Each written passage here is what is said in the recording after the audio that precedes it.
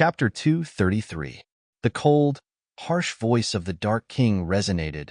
Sooner or later, everything will be annihilated.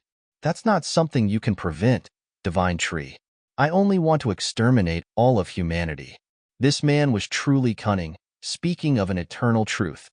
Everything will eventually decay and perish. Just as Buddhism teaches, all things in this world go through creation, existence, decay, and destruction. This served as a powerful argument to weaken the fighting spirit of the Divine Tree.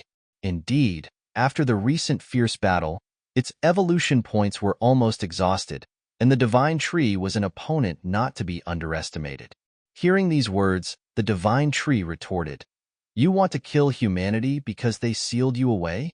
Meanwhile, the space around them was filled with falling ashes or snowflakes. Though this question seemed ordinary, it struck a chord with the Dark King, whose eyes betrayed a hidden sadness, his mind seemingly drifting away. Then he looked directly at the Divine Tree and shouted, "You wouldn't understand, and I won't tell you." In a calm tone, the Dark King then asked the Divine Tree, "Zuz, do you truly believe in humans from the bottom of your heart?" The Divine Tree, with only half of its body remaining, stood motionless at this question. In truth, the Divine Tree did not trust humanity. They were its predecessors, full of deceit, cunning, and selfishness, having driven it to the brink of danger many times. The Divine Tree did not know how to respond perfectly. The Dark King, growing impatient, glared angrily and roared, "I will never forgive humans. They are selfish, petty, truly detestable. My hatred cannot be resolved with mere words." The Divine Tree had no defense for humanity. Meanwhile, the Dark King continued to shout, "Those cowardly, arrogant, weak, ignorant fools." At this moment, humanity was plunged into despair, hopelessly waiting for a miracle. Indeed, humans only began to hope for something beautiful and bright when they saw hell. Xiao AI was calling out Chi Zi's name in worry, while the Dark King suddenly changed his tone, now dry, cold, and filled with rage, screaming as if thousands of souls were screaming together, "I am still alive today, just to destroy this world." His right hand began to transform, releasing an immense amount of dark spiritual energy. Then, a replica of the moon appeared above his head. No, it was the moon itself. But the once beautiful moon was now inexplicably as red as blood. What exactly was he planning to do? The desert god and the young chieftain were both terrified, realizing that the Dark King's spiritual power had reached an unprecedented peak. Yule and the ice lizard stood frozen in place, knowing their enemy was likely about to unleash another deadly strike. The Islamic Holy Sun and Luo were also watching closely. The top experts of the Federal China generation were alarmed by the sight, unable to intervene in the battle between these two final bosses. At the spiritual energy monitoring centers, they recognized that this was indeed the moon of Earth, and it was getting larger and closer. This revelation caused the chairman of Federal China and the female director of the Spiritual Energy Monitoring Department to turn pale. The female director couldn't help but clench her teeth in despair, exclaiming, "Can something like this really happen?" Beside her, the chairman was equally stunned. His face contorted in anger, exclaiming, "Does that Dark King intend to die along with Earth?" Indeed, the moon had already closed 80% of the distance to Earth. The gravitational pull required to move such a massive object must be immense. If this collision occurred, it was clear without further analysis that Earth's entire surface would be upheaved, and the planet would be knocked out of its orbit. No life form, especially humans, would survive. Xiao Ling had retreated to the rear and saw the moon growing larger, emitting a blood-red glow and reeking of death. The Divine Tree roared in anger, "Are you planning to end everything this way?" The Dark King, without hesitation, triumphantly declared that this was indeed his plan.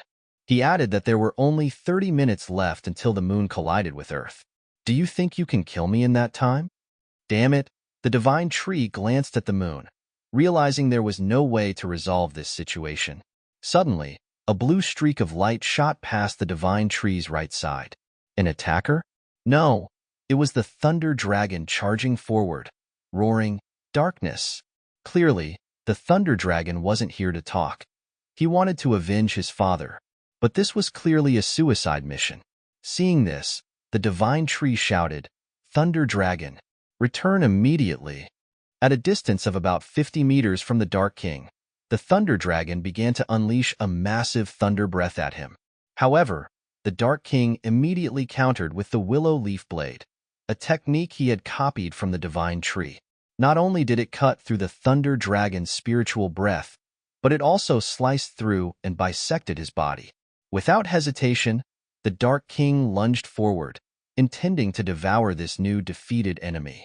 In the direst of moments, someone came to his rescue. The familiar move of using one's entire body as a cannonball struck hard, dislocating the Dark King's jaw to one side. That unexpected savior was Xiaoling.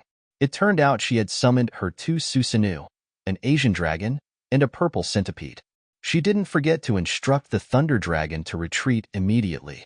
However, before she could finish, the Dark King's enormous, pitch-black mouth lunged forward, gathering a deadly purple and white spiritual energy orb crackling with black lightning and emitting an extremely piercing sound. At such close range, Xiaoling had no chance to dodge. She was startled, not knowing what to do. Who would have thought that the Dark King still had so much energy, especially after controlling an entire moon? But Xiaoling would always be safe as long as the Divine Tree was alive. A massive hand punched straight into the Dark King's mouth, causing the energy orb to disintegrate within. The Divine Tree had fully regenerated in just a few brief seconds, now adorned with countless lava-like patterns. Seeing the Divine Tree's new body, the Dark King laughed loudly. "Ha ha ha, so your broken heart gave you new strength, huh? That's right, you Ziyu." Looking at the Divine Tree once again, this body seemed no longer made of wood, but had transformed into metal, much like the Metal King. Don't forget that the Divine Tree had absorbed the Metal Heart, which is why the Dark King mentioned the broken heart. The Divine Tree declared, "The best game is risking everything to protect one's life," then swiftly opened a life force space and threw the two others inside. Before the space closed, Xiaoling affectionately called out her master's name. She wasn't afraid of death. The thing she feared most was being absent during her master's most critical moment. Inside that space, fresh, vibrant saplings full of life force sprouted rapidly, immediately transforming the area around the Thunder Dragon into a small emergency room. The roots infiltrated his severed parts, connecting and infusing them with life force. Xiaoling watched in astonishment, not expecting her master to have such a convenient trick. Suddenly, a sweet voice rang out, "Yo, you're here too?" The speaker was none other than the Mermaid Queen. The space was now filled with gems created by the Queen, which anyone unaware would greedily take to sell for money. Recognizing the situation instantly, the Mermaid Queen mocked, "You're fighting my master and running away with your tails between your legs? How shameful." Xiaoling calmly replied, "We haven't lost." The Queen smugly added, "Don't you know? The vitality in this space is dwindling." These words caused Xiaoling some concern. The Queen continued, "Do you know what that means?" Xiaoling knew all too well. It meant her master was weakening, and she could sense it herself. Even though she knew the enemy just wanted to provoke her, anything negative about her master made her uneasy. The Divine Tree, now transformed into a monstrous lava entity, roared, "I will not let you destroy this earth." The Dark King immediately unleashed a dark tornado, mimicking the dragon god's attack, with devastating destructive power and armor-piercing capabilities. But the Divine Tree was no weakling. Knowing that this attack was fundamentally composed of water, it countered with an Ice Age technique, freezing the tornado instantly. The frost rapidly spread, freezing even the Dark King in the blink of an eye. The Dark King erupted with darkness using the Dark Shock skill. The sound of shattering ice, like breaking glass, filled the air. From the cracks, dark spiritual energy shot out, even striking directly towards the Divine Tree. These energy beams seemed to have a mind of their own, dispersing and then converging to attack the Divine Tree from all directions. Despite the Divine Tree's rapid evasion, its arms were blown away. Quickly, the Divine Tree activated its rapid regeneration, instantly restoring its arms. Then it used the ultimate technique, descent of the ancient forest, summoning a dense forest that enveloped the Dark King. This expanded the reach of its roots, which swiftly ensnared the Dark King. Damn! The speed of this battle was terrifying. Both sides had unleashed high-level techniques within mere seconds. But the divine tree knew this monster couldn't be restrained for long. It leaped forward, its right fist growing to an enormous size. The roots and branches were maximized to propel the divine tree to a speed 10 times the speed of sound. This colossal punch, weighing tens of thousands of tons, was unavoidable and indeed struck the target. The Dark King's body was smashed and blown apart, leaving only a core beneath the deadly punch. Yes, that was the Dark King's core, his original form. Under this tremendous shock, the Dark King seemed temporarily unresponsive, his eyes glazed over, and the surrounding darkness dispersing erratically. The divine tree did not stop. It withdrew its hand and continued to enhance its power, its entire body blazing. The divine tree shouted, "It's not over yet." Yes, there are still more chapters to come. End of chapter 233.